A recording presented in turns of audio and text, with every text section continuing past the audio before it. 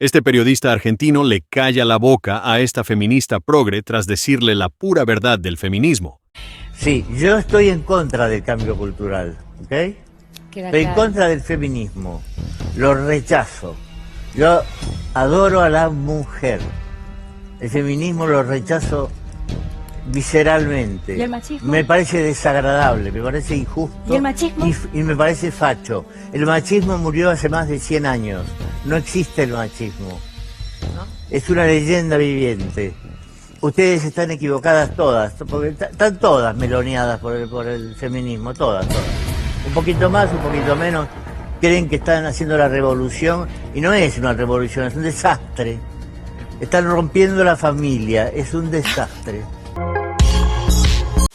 Esta joven española deja en ridículo el verso de la brecha salarial que defiende esta femiprogre. Quería decir algo también. A mí lo que me parece fascinante es que aquí se esté hablando de revolución, de cosas antisistema y todo muy rimbombante, cuando la huelga feminista está secundada, está apoyada por todas las instituciones gubernamentales. ¿Qué clase de revolución a lo largo de la historia ha sido secundada por el propio gobierno? Es que es sorprendente. Es una revolución que ha triunfado. Lo siento por ti, pero ha triunfado. Madre mía. Se apunta al gobierno. Lo siento, pero es que ha triunfado. Maravilloso. Mira, uno de los problemas de la sociedad actual es que tenemos demasiada información y a veces no filtramos o no dedicamos suficiente tiempo a saber. Te acaban de explicar muy bien la diferencia entre, termino rápido, entre discriminación salarial y brecha salarial. Tú, que eres una bloguera y tienes una responsabilidad porque comunicas, tienes la responsabilidad de no confundir discriminación y brecha salarial. Porque es un tema... te pongo un ejemplo muy sencillito. ¿Por qué las personas que limpian oficinas a 8 euros la hora solo son mujeres? ¿Por qué las cuidadoras en este país de niños y de mayores son mujeres? ¿Porque hay igualdad ahí? No, no hay igualdad. ¿Por qué en los estratos más bajos, peores pagados, con peores cualificaciones laborales, mayoritariamente están las mujeres? ¿Por qué en los consejos del IBEX 35, los CEOs, los supersueldos, los superbanqueros, los superjubilaciones, hasta ahora son todo masculinas? De eso es un ejemplo muy simple, porque hay muy poco tiempo. Pero de eso es de lo que se trata. Se trata de que tú puedas tener la posibilidad de jubilarte con la misma indemnización que un superbanquero, que un chico. Mira tú. Dos apuntes. Y es que es una revolución, es una revolución tan transversal, que nadie que tenga dos dedos de frente se opone. Pero fíjate, lo importante y lo maravilloso de vivir en una democracia, que tenemos a candidatas políticas en este país que concurren ahora en mayo a unas elecciones que dicen que vivimos en una dictadura feminista en España. Échale, dictadura feminista. Y es candidata, y le va a votar mucha gente. Esa es la grandeza de la democracia. Pero una cosa es eso y otra cosa es confundir deliberadamente conceptos e ideas para engañar. ¿Eso no? Contesta, Sofía. Dos apuntes. El primero. Sí, me hablas de limpiadoras y de puestos que son de precariedad laboral, exactamente, pero ¿y los mineros, agricultores, etcétera? Porque yo veo reivindicar muchísimos hombres limpiadores, que desde luego está fantásticamente bien, enfermeros, etcétera. No te veo reivindicar en ningún momento mineras. Y no solo eso, pero yéndonos a la educación, la mayor parte, hay mayoría de mujeres en todas las carreras universitarias, menos en las ingenierías. Bueno, hay mayoría de mujeres, menos en las ingenierías. Bueno, pues si las mujeres quieren estudiar menos ingenierías porque tienen igualdad de oportunidades a estudiar lo que quieran, pero si no quieren estudiar tantas eso, pues déjalas. Es que nos estáis diciendo qué tenemos que estudiar, en qué tenemos que trabajar, cómo nos tenemos que comportar, cómo tenemos que pensar. Desde Franco no se recibían tantas órdenes en las mujeres. O sea, sois dictadoras absolutas. Esto sí. Bueno, voy a continuar. Muchas gracias. De esta paliza que le metieron seguramente tendrá que ir a terapia por un par de años. Esta feminista irrespetuosa dice que a las niñas las educan para que sean sensibles, acá la van a educar para que deje de decir semejantes barbaridades. Quería hablar de la sensibilidad de las mujeres. Creo que se nos introduce una sensibilidad desde pequeños y a ellos se les introduce en una insensibilidad, en un no llores, que llorar es de niña, en un tienes que ser fuerte, en un tienes que conseguir ciertas cosas, lo que hace que haya un distanciamiento a la hora de poder expresar nuestros sentimientos. También vivimos en una sociedad en la que expresar nuestros sentimientos se ve como una debilidad. ¿Y por qué las niñas se matan entre ellas y tanta sensibilidad nos inculcan? Porque es que son las propias profesoras las que te lo dicen, la diferencia entre niños, varones y las niñas. Una trifulca entre niñas puede ser la enemistad para el resto de su vida escolar. Total. Los niños se pueden pegar puñetazos y acabar siendo mejores amigos. Total. Esto es así. Entonces, ¿dónde está esa sensibilidad y esa empatía? No nos inculcan de esa manera. Y a los niños les enseñamos, pues yo tengo hijos varones, que sean protectores.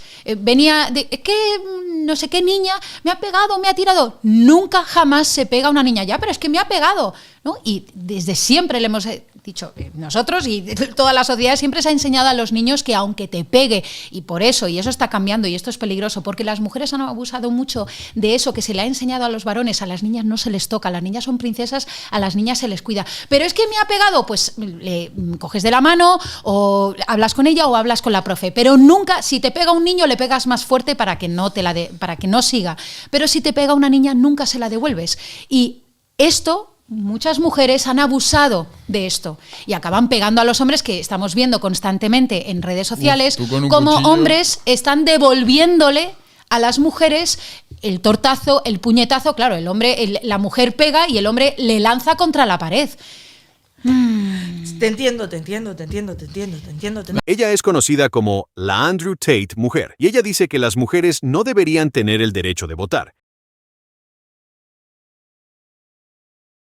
A lot of people think I'm insane because I don't think women should vote. Everybody thinks I'm crazy for this opinion. If anything, this is probably my most extreme opinion. 90% of women have been on birth control. 1 out of 3 women has had an abortion. 1 out of 3 women has an STD. Average body count is over 5, so that your average wife has slept with over 5 people. 95% of women are not virgins on their wedding days. So I understand the complaint. Okay, well, Paul joins me now alongside political journalist Ava Santini, who was nodding furiously along there to everything she heard. Right, Paul, you've be called the female Andrew Tate. How do you plead? Well, I take it as a compliment. You know, I'm a fan of Andrew Tate. Of everything he says? It depends what we're talking about, but overall, I think he's got a good message. I think he's good for young men. Okay, look, you're talking about women predominantly, which is why you've got this big following. And your view is that modern feminism is deeply flawed. I would argue a lot of your proposals, like taking the vote away from women, are deeply regressive. Mm-hmm. Why would you want to remove, just from yourself, the right to vote? Well, what happened was I had the same view, right? Back when I started, I was like, why? I found out that only 5% of women wanted the right to vote. And I couldn't figure out, like, why would women not? No, it's true. It's true. You look it up. At the time? At the time. Because they've been conditioned by men to think that they shouldn't have a vote. I mean, that's what they say. But, you know, I started reading their writings, right? And what I found out was that the reason a lot of women advocated for it was because they believed it was the beginning of the breakdown of the family. You know, before you became one in marriage, 85% of people were married. And, you know, I hate to say it, but they were right. What has happened 100 years later? Well, what's that going to do with them having the vote? Well, it also goes back to responsibility. Again, men are 80 to 90% of the military. They run all of the infrastructures that make society run. So I just think if we want an equal say in society, then be equal. Do 50% of the hard jobs. Be 50% of the military. In the U.S., they're fined $250,000 if they don't join selective service, which is essentially the draft. Okay, but specifically on the vote, what would having the right to vote have to do with family cohesion, for example? Well, because again, before you weren't trying to divide a family. It was one family unit. You had one vote for the family. I mean, I don't think it's good for a family to have 2 votes. Ava, your mouth seems to have dropped about 3 feet. I know. It's just sort of a bit galaxy brain. I feel like, you know, the stats that you're putting down are perhaps correct in some universe. Which stats? They just kind of don't really add up. I mean, just to take you back to the to the women's writings that you've allegedly read. I mean, allegedly. What do you mean allegedly? At the time that you're talking about, you know, women weren't really allowed to write. They weren't allowed to go to school. Yes, they were. Yes, they were. That's incorrect. The first female property owner was in the 1600s. The idea that women couldn't work and couldn't. I'm so sorry, but that would be inherited property. The first female millionaire was in the late 1800s. And was that inherited? No, it wasn't. It was self-made. Yes, it was. Self-made. Yes, it and was. She never inherited land. Yes, she did not inherit it. What law permitted that? What law permitted that? Well, there was no law. I mean, there's always been women that were influential in history. Let's get on to the vote. So what I don't understand is, you know, a part of your message, I've researched you today, and hang on a minute. Okay. You know, your big push is that you care about men and you don't think that men are getting enough of a say. But I care about women too. I haven't made the point yet. Because of feminism, okay? What I wonder is when you start making calls out like repeal the 19th, women shouldn't be allowed to vote.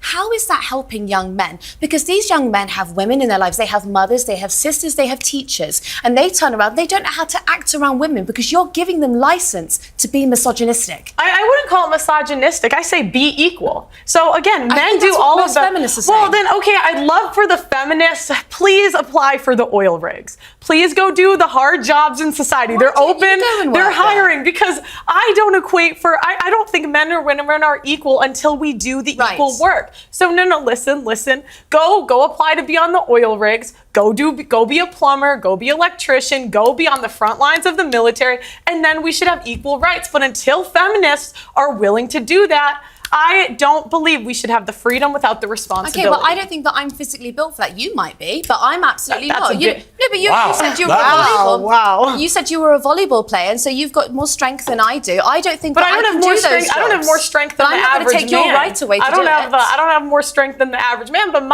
again, it goes back to go be a plumber. You want to be equal, go be equal. But you want divorce to be made illegal. Yes. Why? Yes, because I don't think what we have today is really marriage. What is marriage? It's for better or for worse, for richer or for poorer, in sickness and in health, till death do us part. That's what marriage is supposed to be. But feminists have ruined marriage for the people that actually believe in marriage. How? When there's a 50% divorce rate and the average marriage Why is that all 8 down to years. the women, though? I didn't say that it was all down to the women. So why feminists? You asked why I want divorce to be banned. Yeah. Can I finish that first? So I'm saying, you know, the people that believe in divorce, go be in long-term relationships. Leave marriage for the people that actually believe in for better or for worse, for richer or for poorer, in sickness and in health, till death do us part. But doesn't the sanctity of marriage also rely on the woman being a virgin? So you wouldn't be able to get married? What do you mean? Well, you've spoken quite openly about how you're not a virgin, and so if you want to preserve that sanctity of marriage, I just think that you're upholding standards that you don't actually live by. And that's a fair complaint. I wish I was. But, we can't go back. I don't know what you want me to say. Yeah, but I just don't think it's fair that you get to be here and you get to be paid for your views, and you're telling other women that they shouldn't be allowed to. Hang on. Isn't the whole point of being a feminist, though, that women are entitled to have their own views? Absolutely. So she's perfectly entitled to her views. Yeah, but you can't. You might not like them. But I'm here to challenge Isn't she exercising her right as are you a feminist? No, I am not. Really? No, don't go that far. You don't want to be a feminist? No, because I think if feminists really believed in equality, but you guys don't, I would love for you, there is an oil rig hiring. There is an engineering I would actually love to see Ava Santin on an oil rig. No, seriously. There is a building being built next to my building. Go do it, feminists. Go do it. And me, I'm doing the same job that I'm doing right now. When you find the man you want to get married to, are you saying you will be with that man whatever happens the rest of your life? Yes, for the vows that we're supposed to live by. How do you know you can keep them?